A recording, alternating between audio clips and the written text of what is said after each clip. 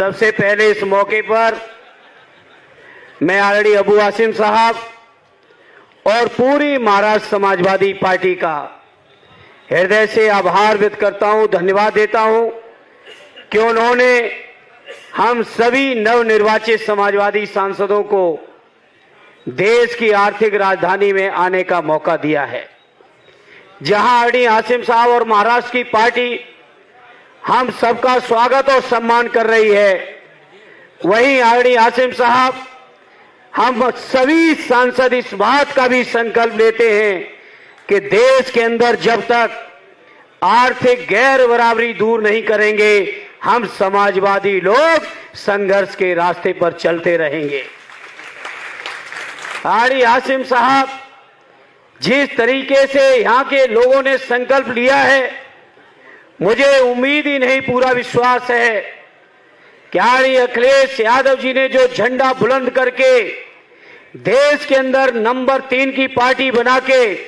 Samajwadi party को खड़ा कर दिया है, उस समाजवादी पार्टी को राष्ट्रीय पार्टी का दर्जा दिलाने में महाराष्ट्र के लोग कोई कमी नहीं आने देंगे। साथियों, आने वाला विधानसभा का चुनाव बहुत जिम्मेदारी का चुनाव आ रहा है और महाराष्ट्र की जनता ने जिस तरीके से महाविकास आघाड़ी या इंडिया गठबंधन को जिताया है, मुझे यकीन है कि आने वाली विधानसभा के चुनाव में भी हमारी महाराष्ट्र में ऐतिहासिक जीत होगी इंडिया गठबंधन की, और इस इंडिया गठबंधन को जिताने में हमारे समाजवादी साथियों का बहुत महत्वपूर्ण योगदान होने वाला है। साथियों, आज इस मौके पर मैं अपने महाराष्ट्र के लोगों, मेरे महाराष्ट्र के कार्यकर्ता साथियों, आपको ये यकीन दिलाना चाहता हूं, ये जो 37 एमपी हैं आदरणीय अखिलेश यादव जी के नेतृत्व में, जैसा कई हमारे पूर्व सांसद साथियों ने कहा, ये भारतीय जनता पार्टी के लोग जो संविधान बदलने का ख्वाब देख रहे थे, हम आज इस मौके पर महाराष्ट्र के लोगों आपको भरोसा दिलाने आए हैं कि हम समाजवादी साथी कितनी भी बड़ी कुर्बानी देनी पड़ेगी तो देंगे, लेकिन देश की संविधान की तरफ किसी को आंख भी उठाने का मौका हम लोग नहीं देंगे। मेरे साथियों, उत्तर प्रदेश के अंदर जो पीडीए का फार्मूला आदरणीय अखिलेश जी ने चलाया है, ये फार्मूला केवल उत्तर प्रदेश तक रुकने वाला नहीं है। इस फार्मूले को पूरे देश के पैमाने पर फैलाना है, और फैलाना ही नहीं है, हम इस मौके पर भरोसा दिलाते हैं अपनी पार्टी के सभी सम्मानित सांसद साथियों की ओर से कि समाजवादी पार्टी जब केवल 5 एमपी थे, उस समय भी मजबूती के साथ पीडीए के लिए, समाज के दलितों के लिए, पिछड़ों के लिए, हमारे अल्पसंख्यक मुसलमान भाइयों के लिए, हमारे गरीब लोगों के लिए जो संघर्ष करना पड़ा था, हम लोगों ने किया था। लेकिन अब जब 37 सांसदों की ताकत के साथ संघर्ष होगा, तो अपने दलित पिछड़े भाइयों को, अपने मुसलमान भाइयों को ये यकीन दिलाना चाहता हूं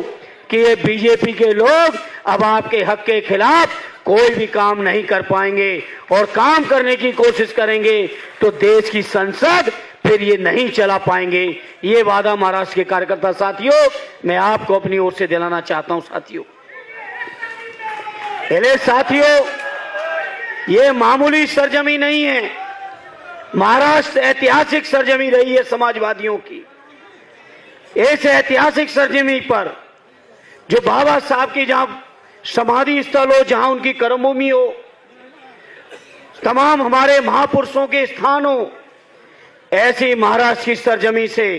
हम यही अपील करते हैं, यही उम्मीद और प्रार्थना लेके आए अपने उत्तर प्रदेश के लोगों की ओर से कि आने वाले विधानसभा के चुनाव में इतनी मजबूत समाजवादी पार्टी बना देना, जैसा राशिद शेख साहब, हमारे रईस शेख साहब चर्चा कर रहे थे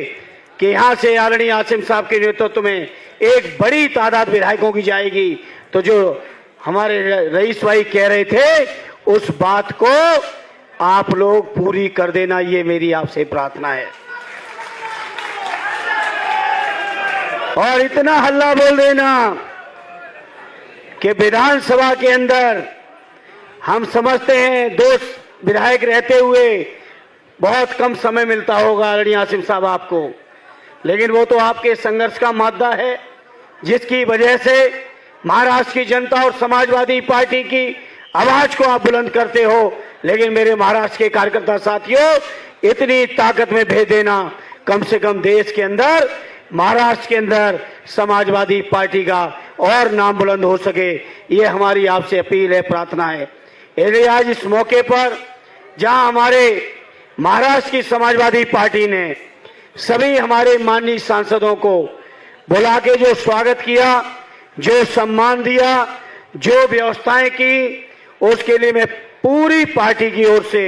महाराष्ट्र समाजवादी पार्टी का मैं हृदय से आभार व्यक्त करता हूं, धन्यवाद देता हूं और उम्मीद करता हूं आज का ये कार्यक्रम एक नई ऊर्जा हमारे साथियों को देगा, जिस ऊर्जा की बदौलत देश के अंदर हमारी समाजवादी पार्टी राष्ट्रीय पार्टी बने। यही आप सभी से प्रार्थना और अपील करते हुए अपनी बात को विराम देता हूं। जय हिंद, जय भारत, जय समाजवाद। सदैव नेताजी अमर रहें। अखिलेश यादव जिंदाबाद।